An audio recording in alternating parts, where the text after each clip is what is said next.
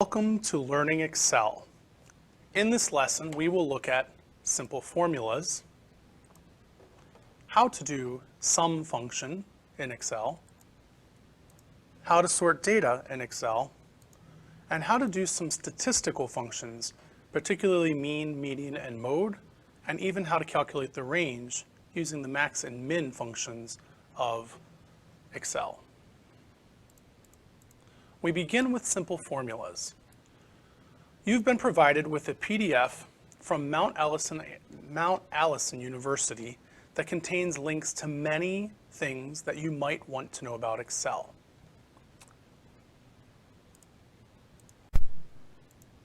You've also been given a sheet that tells you where to look for certain things. In the Mount Allison PDF document, pages 57 through 61 walks you through a detailed step-by-step on how to do simple formulas. On page 62, there are descriptions and a little bit beyond page 62 on how to do complex formulas. To use the same formula for multiple cells, this is actually called relative cell references. That begins on page 63. To use functions like statistical functions that we'll use in our probability and statistics course, information can be found on page 67 to 74. And sorting data can be found on page 81. There are many other things that you can learn about Excel through this table of contents and this wonderful PDF document.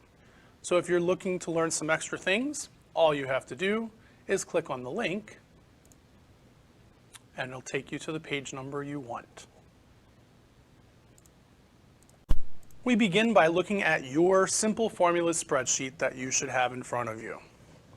With this spreadsheet, we've been given paper supply inventory orders. The tasks we've been given are to first calculate total cost using Excel steps, so Excel formulas. Instead of getting a calculator and doing this by hand, which we would do price times quantity, we're actually going to use some built-in calculating powers from Excel. First, we're going to look down here at some basic things that Excel can do, because Excel can work as a calculator.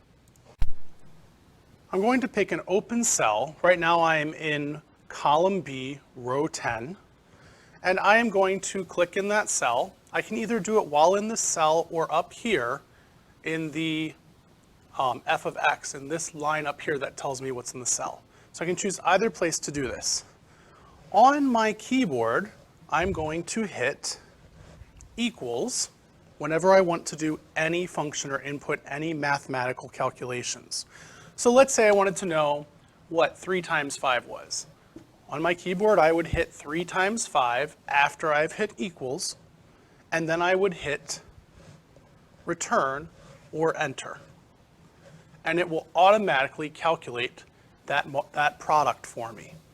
Let's say in the next cell, I wanted to know what $12.99, so I hit 12.99. Oh, wait, I forgot the most important thing. Well, let's say I want to know what that plus $1.01 was. Well, if I hit enter right now, we have a problem. It didn't recognize that we wanted it to calculate something because we didn't hit the equals key.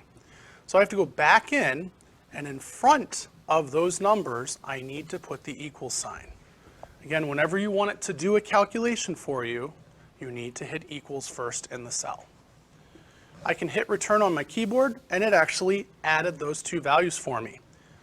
When I click on those cells, I can see up top, above this column, right up here, I can actually see the numbers that were added, remembering that total cost is equal to price times quantity, although we would normally also want to add tax to this. When I click on total cost, I can do one of two things. I can either type in the numbers using my keyboard, 8.75. Oh, I need to put in equals first. So I'd type in the equals key and do 8.75 times 9 to get that product for a total of $78.75. I can also, let me delete that information. I'm going to go back and delete that.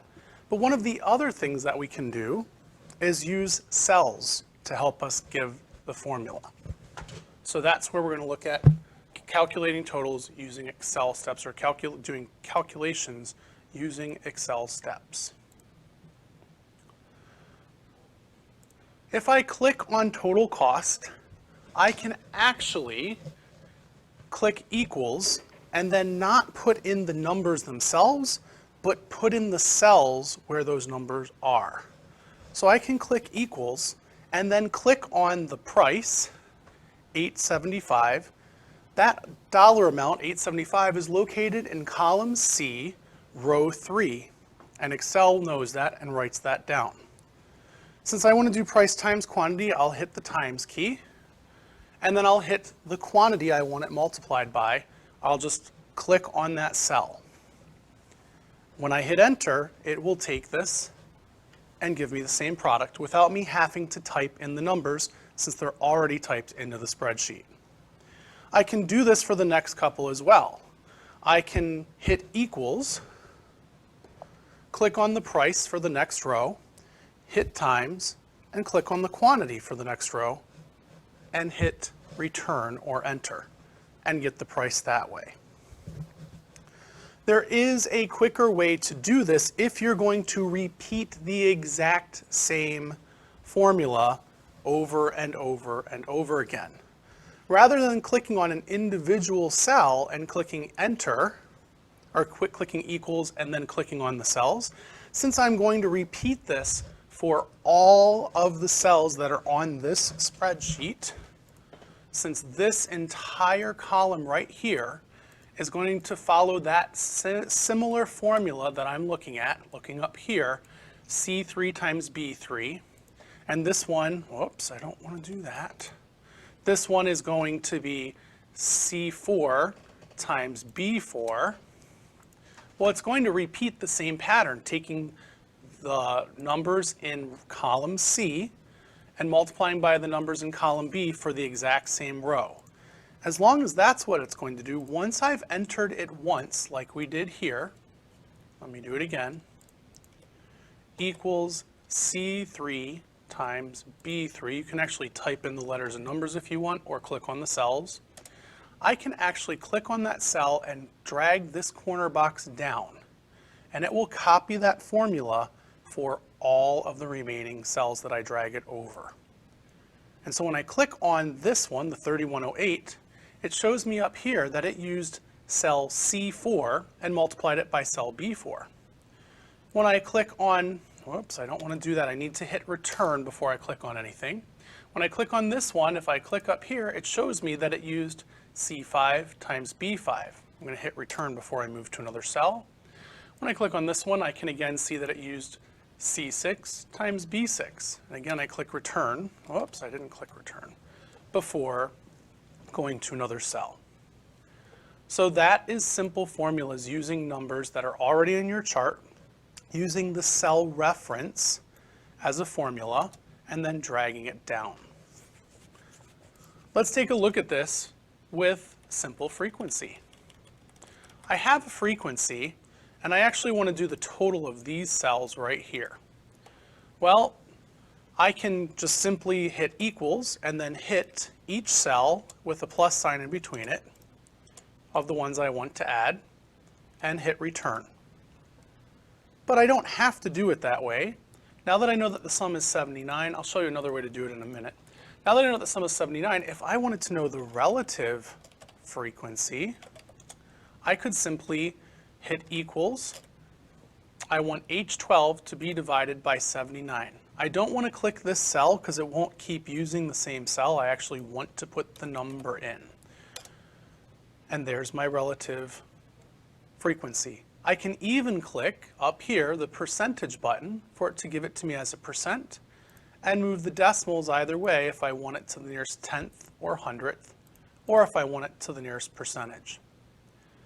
Since I've done that once, telling the the cell or telling Excel that I want the number in column H, row 12, to be divided by 79, since I want the other numbers to be that are in column H to be divided by 79, all I have to do is drag this box down and it will completely use that formula, the same formula. So it takes, for this one, H13 and divides it by 79. For this one, H14 divided by 79. And for this one, H15 divided by 79. I don't have to keep entering it if it's a repetitive formula for those cells. We could even look at cumulative frequency, where we take these and add them. So for this one, it's just 13%. I don't have to start adding numbers on my calculator. I can do this. Equals 14 plus 13%. I'm adding those two, so I'm highlighting the cells I want. Equals 66 plus 14 plus 13%.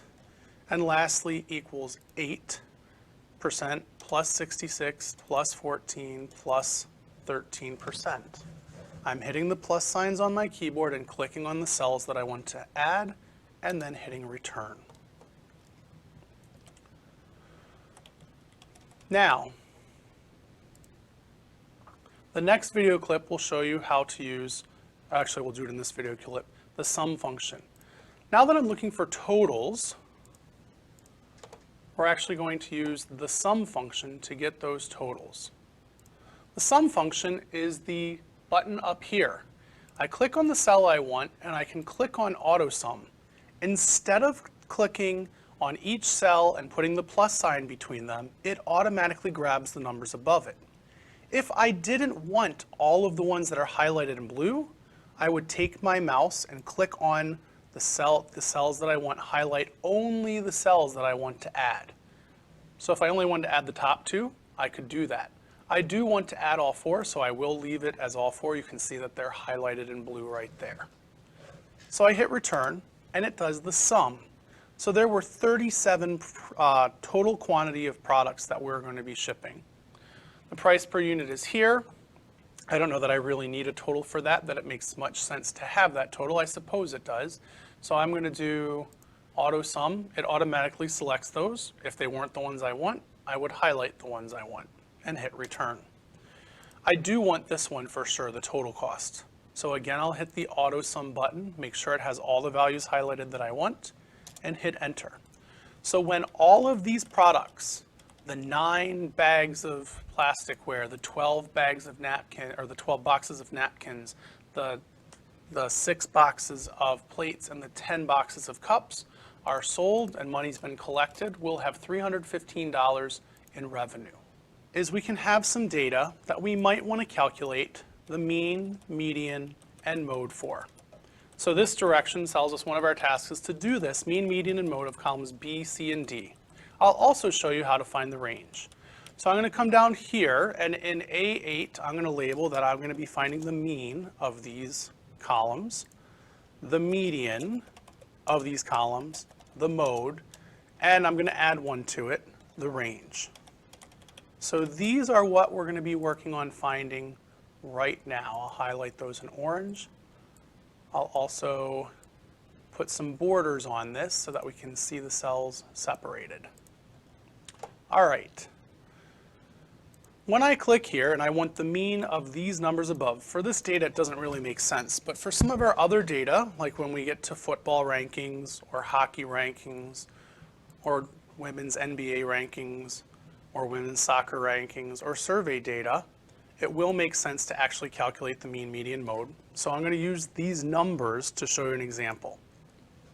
The median price might make sense. The median quantity, maybe. All right, so I'm going to click on data. Once I've selected the cell I want, I'm going to click on actually formulas.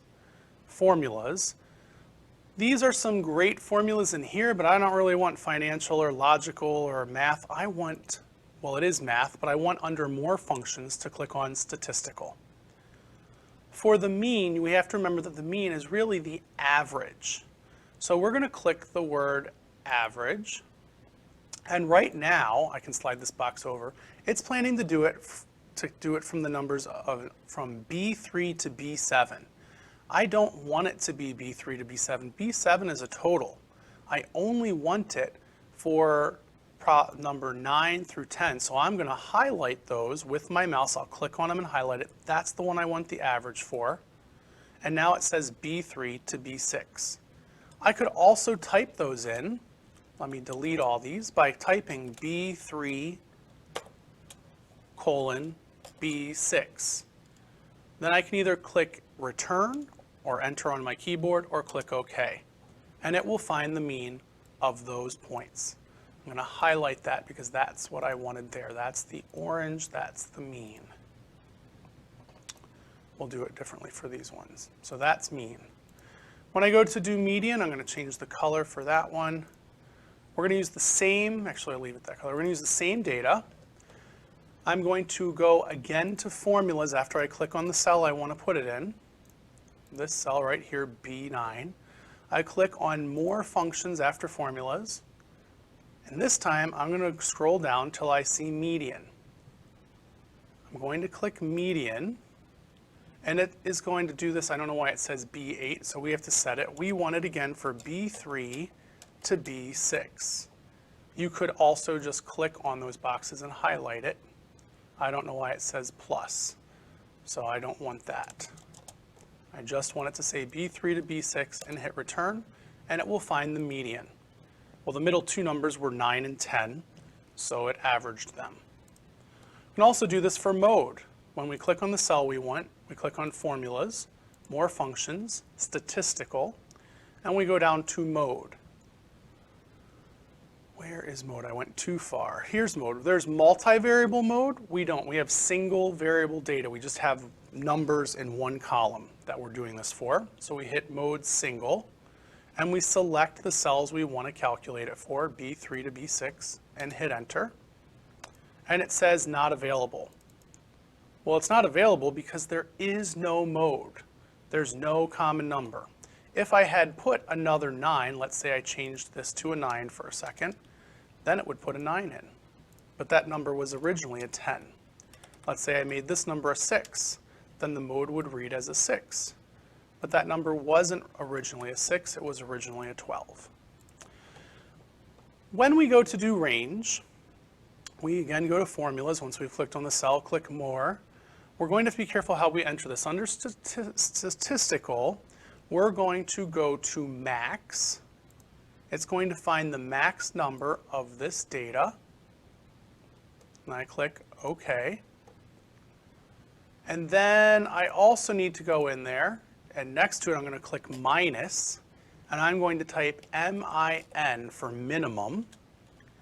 And I'm going to put a parenthesis and type B3 colon B6.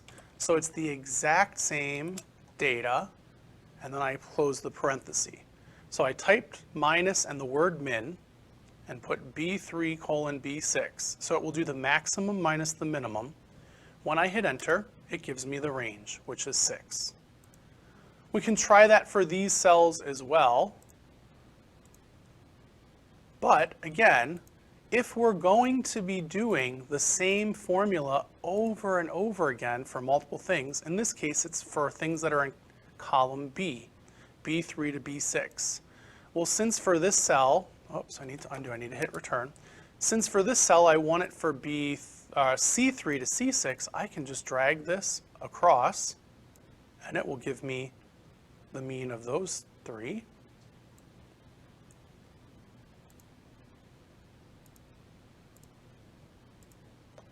And if I drag it across one more time, look at this. It does the average of D3 to D6, which is right here, the average of D3 to D6, those numbers. There's D3, there's D6. I can then drag this one across if I want to get the medians of all of them. To get the modes of all of them, there are no modes for this. And even to get the range. As long as it's the same cells, I wanted cell 3 to cell 6 for column B. Here I want it for column C. Here I want it for column D. I can drag for those reference formulas.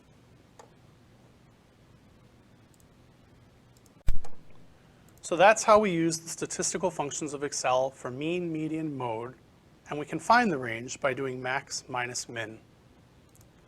I'm going to now wipe out the mean, median, and mode for this graph, and I'll change that back to white and no borders, because the next thing that we're going to be looking at, let me put this border back on. The next thing we're going to be looking at is sorting data. Sorting data in Excel. I want my data to stay grouped together. The quantity of 9 goes with plastic silverware. The price of $8.75 goes with plastic silverware. The total cost, $78.75, goes with plastic silverware. But maybe I want to alphabetize these items. In that case, I would highlight the cells that I want to keep together. Plastic with all of the ones to its right, all the way down to cups with all of the ones to its right. With those highlighted, I would click Data, Sort. You have to make sure you highlight all the relevant data first that is relevant to what you're sorting, because if you don't, you will have maybe the price would be out of order for different items. So I click on Sort, and my data does not have headers unless I highlighted that. If I highlight the headers of items, quantity, price, and total cost, and then highlight the data, when I click on Data, I would keep my data has headers.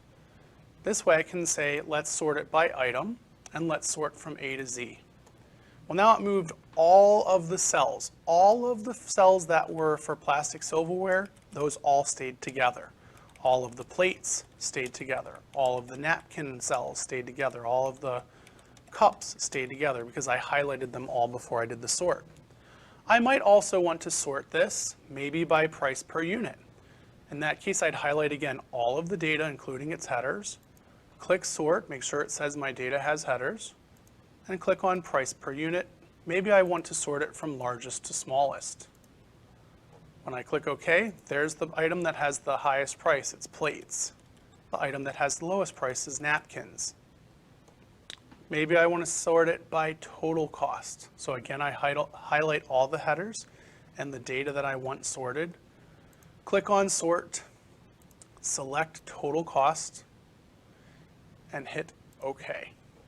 And now it starts with the biggest bill, which is the bill for cups, and goes down to the lowest bill, the bill for napkins, giving us our total amount still of $15.23. I can undo all of this by hitting the undo button, undo all of my sorts, but it'll undo all of my steps in the same time.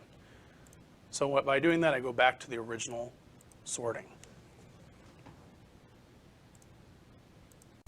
This concludes the video for how to do some basic things in Excel, like calculating totals using Excel cells, calculating totals using the sum feature under the home screen, under the home tab or ribbon, and finding the mean, median, mode, and even the range using the formulas, more functions, statistical functions. Between this video and the examples that are modeled in the Mount Allison University PDF, you should be able to navigate your way through the tasks for the remaining tasks. The My Amazon store, you should be able to complete these tasks, answer any questions on this paper. Then you should be able to go to the next tab, Football Rankings, and finish all of these tasks for task 3. Hockey Rankings, complete these. And WNBA, complete these tasks. Women's Soccer, complete these tasks. And Algebra 2 survey data, where we're finding the mean, median, and mode of the minutes drive to school, and completing the rest of task 7. Good luck. Feel free to review this video if you need. If you're still stuck, after reviewing the video and referencing your Mount Allison University PDF, then see your teacher for additional help. Have a great day.